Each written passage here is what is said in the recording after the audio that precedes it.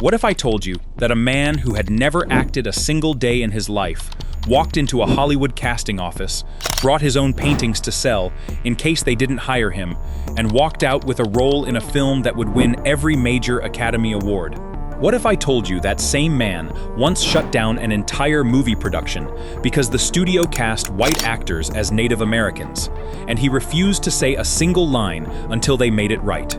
And what if I told you that the phone call that launched his career came from a used car dealer who told a producer he'd just met the biggest Sonofabich Indian who ever walked through his door?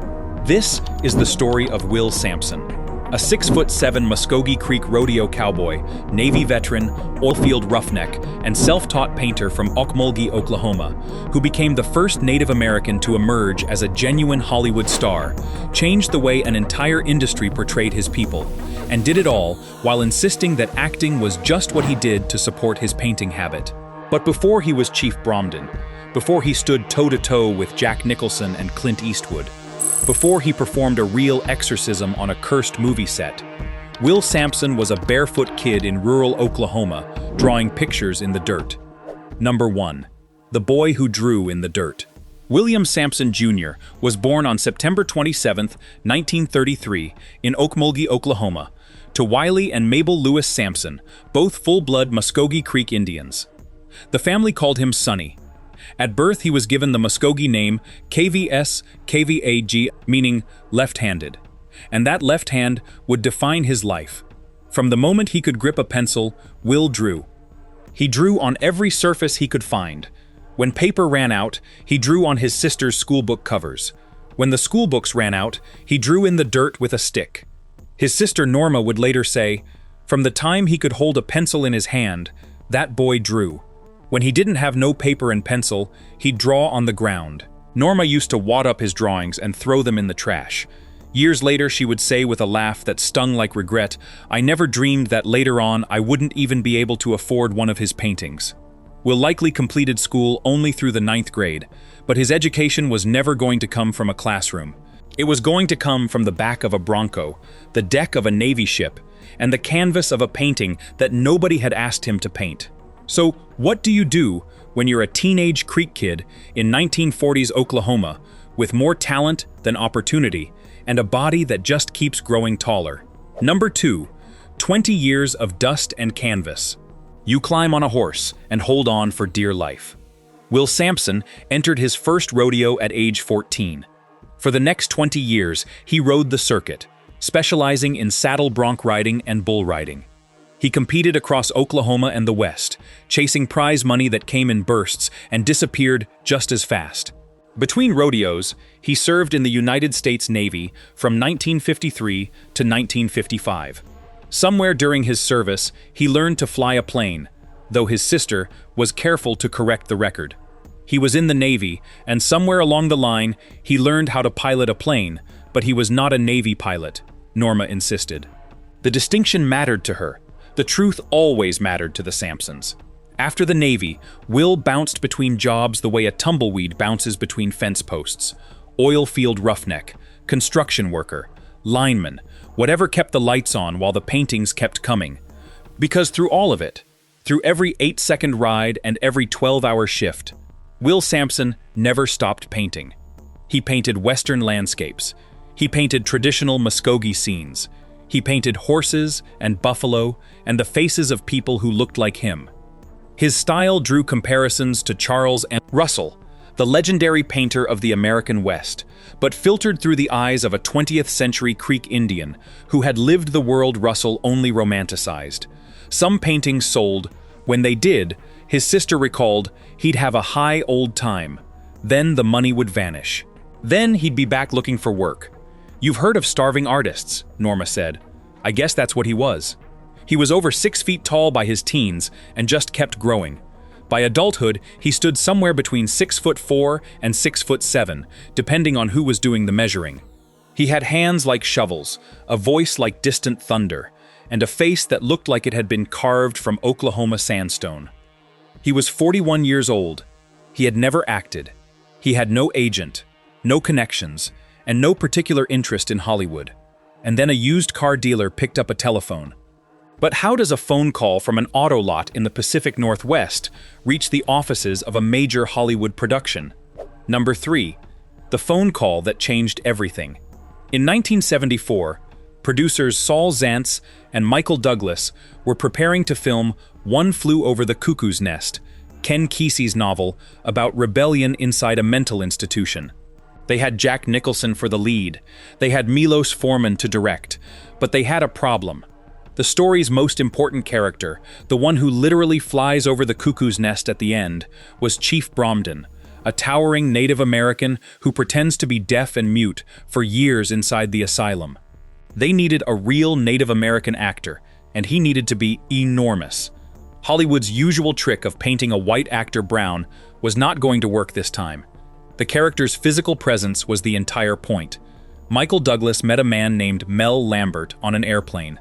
Lambert was a used car dealer and rodeo announcer from Yakima, Washington, whose father sold cars to many Native customers in the area. Douglas mentioned the search. Lambert filed it away. 6 months later, Lambert picked up the phone and called Douglas. "The biggest Sonofabich Indian came in the other day," Lambert reportedly said. That Indian was Will Samson. The competing version of the story, told by Will's own sister, goes differently. She said Will was up in the mountains near Yakima, painting, when a friend in town told him a movie was looking for a tall, ugly Indian. Will figured, why not? He was always one to take a gamble.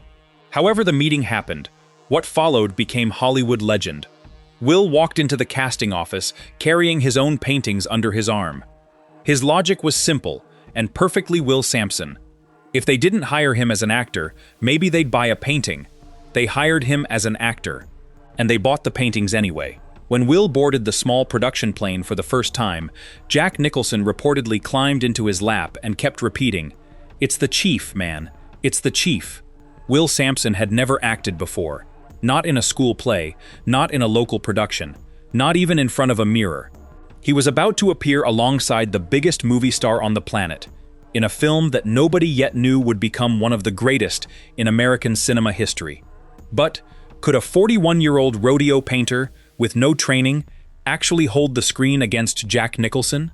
Number 4. The Giant Who Said 2 Words. One Flew Over the Cuckoo's Nest was released in 1975, and it demolished everything in its path. The film swept all 5 major Academy Awards, winning Best Picture, Best Director for Milos Forman, Best Actor for Nicholson, Best Actress for Louise Fletcher, and Best Adapted Screenplay. Only 2 other films in history had achieved that sweep. It grossed over $108 million domestically on a budget of just $3 million, making it the second highest grossing film of 1975, behind only Jaws.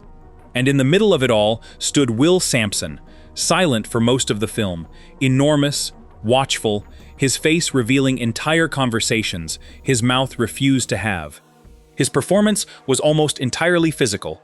Chief Bromden spends most of the film pretending he cannot hear or speak, observing the tyranny of Nurse Ratched while every other patient rages or crumbles around him. When Bromden finally speaks, the moment had to land like a thunderclap. And it did. The word was juicy fruit. Nicholson's character, McMurphy, offers Bromden a stick of gum, and the giant, who has not spoken a word for years, quietly says the name of the brand. It became one of the most remembered moments in the film, a scene audiences talked about for decades. Critics noticed. The Nation wrote that if anyone could steal a scene from Jack Nicholson, Sampson was the man. His acting was described as instinctive by journalist Dick Kleiner, who profiled him in 1976. Milos Forman had taken a gamble on a complete unknown, and it paid off with one of the most iconic supporting performances of the decade. Will had insisted on one thing during production. Chief Bromden would not be played as a Hollywood stereotype. No broken English. No ponto grunting.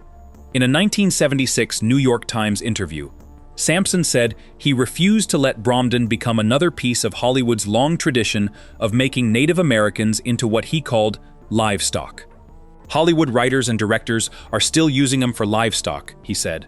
The line was vintage Will Samson, quiet, devastating, and impossible to argue with. So what happens when the biggest new face in Hollywood is a man who never wanted to be an actor in the first place? Number 5. Iron in your words. Hollywood came calling fast after Cuckoo's Nest, and Will Samson answered, but always on his own terms. In 1976, Robert Altman cast him in Buffalo Bill and the Indians alongside Paul Newman and Burt Lancaster, a revisionist Western that questioned everything the genre had ever said about the frontier. That same year, Clint Eastwood cast him as 10 Bears, the Comanche chief, in the Outlaw Josey Wales, and gave him a scene that would burn itself into Western film history. The scene is a negotiation. Eastwood's Josey Wales faces 10 bears across a campfire, and the two men decide whether there will be war or peace. It is all dialogue, all tension, all performance, and Will Samson owned every frame of it. There is iron in your words of life, 10 Bears tells Wales. The exchange builds through mutual respect between two men who have both lost everything, and it ends with 4 words that carry the weight of an entire continent's history. It shall be life. Eastwood, a director known for cutting anything that slowed his films down, kept the scene intact. He knew what he had. 2 actors, no special effects, no music cues, just 2 men looking at each other and deciding not to kill each other. The scene remains one of the most celebrated exchanges in any Western ever filmed. In 1977 came The White Buffalo with Charles Bronson, where Will played Crazy Horse. And that set was where Will Samson stopped being just an actor and became something far more dangerous to Hollywood. But what did he discover on that set that made him refuse to work? Number 6. The day he shut down a movie. Will Samson arrived on the set of The White Buffalo in 1977 and looked around at the cast. The film was about the American frontier. It featured multiple Native American characters, and the actors playing most of those characters were white. Will shut it down. He refused to say a single line. He refused to step in front of a camera. Production stopped. A major Hollywood film ground to a halt because one actor said no. His demand was simple. Hire Native actors to play Native roles. Stop painting white faces brown and calling it authentic. The studio resisted. Will didn't move. Eventually, the production made changes and hired Native performers for the remaining roles. It was not the first time someone had complained about Hollywood's treatment of Native Americans. Marlon Brando had sent Sachin Littlefeather to refuse his Oscar in 1973. But Brando was a white superstar making a political statement. Will Samson was a Native American actor risking his own career on a film set where he had no leverage except the size of his body and the steel in his convictions. The experience changed him. He realized that individual protests on individual sets would never be enough. If Native actors were going to get fair roles in Hollywood, they needed infrastructure. They needed a system. They needed someone to build a door that had never existed. And that is exactly what Will Samson did. But how do you build an entire institution for a community that Hollywood had spent a century ignoring? Number 7. Building the door he was never given. In 1983, Will Samson and his assistant, Zoe Escobar, obtained a $30,000 grant from the Administration for Native Americans and founded the American Indian Registry for the Performing Arts. The concept was straightforward but revolutionary. Create a clearinghouse, a directory of every Native American actor, actress, dancer, musician, stunt performer, and technical crew member available for film and television work. When a studio needed a Native performer, they would no longer have an excuse to cast a white actor. The registry would hand them a book full of qualified Native talent, ready to work. The registry's executive director, Bob Hicks, would later tell a story that proved just how far Will Samson's vision reached, even after his death. In the late 1980s, a production company came to the registry looking for Native actors for an upcoming Western. Hicks handed them a registry book. They handed him a script. The company was TIG Productions. The man behind it was Kevin Costner, and the script was called Dances with Wolves. That film would cast Native actors in every Native role. It would win 7 Academy Awards, including Best Picture. It would become the most celebrated depiction of Native Americans in Hollywood history. And its casting pipeline ran directly through the organization that a rodeo painter from Okmulgee, Oklahoma, had built with a $30,000 grant and a refusal to accept the way things had always been. Between his activism and his advocacy work, Will's acting career never slowed. He earned a Canadian Genie Award nomination for Best Foreign Actor for the 1979 film Fish Hawk, proving he could carry an entire movie on his own. He took roles in television series, BBC movies, and independent films across 3 continents, always choosing parts that let native characters be human beings instead of props. But it was his final major film role, in 1986, that would add the strangest chapter to an already extraordinary life. What happens when a real medicine man walks onto a movie set that everyone believes is cursed? Number 8. The Medicine Man on a Haunted Set. Poltergeist 2, The Other Side, was released in 1986, and Will Samson played Taylor, a Native American shaman who helps a suburban family battle supernatural forces. The film grossed nearly $75 million worldwide on a $19 million budget. It was a financial hit. But the production carried a shadow. Multiple cast members from the original Poltergeist had died in the years since its release, and by the time the sequel began filming, the so-called Poltergeist curse was already part of Hollywood legend. Will Samson was not just playing a medicine man on screen, he was one in real life, and according to multiple accounts from the cast and crew, he sensed something wrong on the set. One night, Will reportedly performed a traditional cleansing ceremony, an exorcism, on the soundstage. Co-star Craig Nelson later said that after Will's ceremony, the strange incidents and uneasy feelings that had plagued the production stopped entirely. Years later, Nelson visited Will's grave in Oklahoma. He described arriving during cicada season, the air thick with the deafening buzz of insects. Nelson stood at the headstone and said, "Hey Will, it's Craig." According to Nelson, the overwhelming cicada noise began to taper off. Within seconds, it went completely silent. Nelson stood there in the sudden quiet, said what he had come to say, and left. It is an anecdote.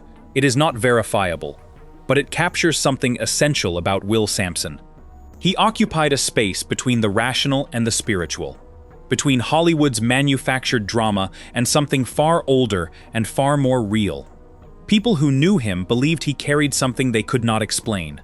That same year, he appeared in Firewalker alongside Chuck Norris and Louis Gossett Jr., his final feature film. Because by 1987, the body that had carried him through rodeos, oil fields, Navy ships, and Hollywood sets was failing. But through all the films and the fame, what did Will Samson consider his real life's work? Number 9. First, last, and always a painter. Remember the boy who drew in the dirt when he had no paper?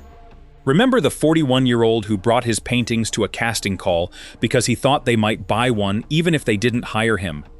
That boy and that man were the same person, and he never changed. "I'm first, last, and always a painter," Will Samson said. His sister confirmed it without hesitation. Before he was ever anything else, he was an artist. It was his first love. While Hollywood saw a movie star, Will saw a painter who happened to act between canvases. His work depicted Western landscapes, Muscogee ceremonial scenes, wild horses, buffalo hunts, and the faces of a people whose stories were rarely told by one of their own. His large painting titled Ribbon Dance, depicting a traditional Muscogee ceremony, hangs at the Creek Council House Museum in Okmulgee to this day. His work was exhibited at some of the most prestigious institutions in the country, including the Gilcrease Museum and the Philbrook Museum of Art.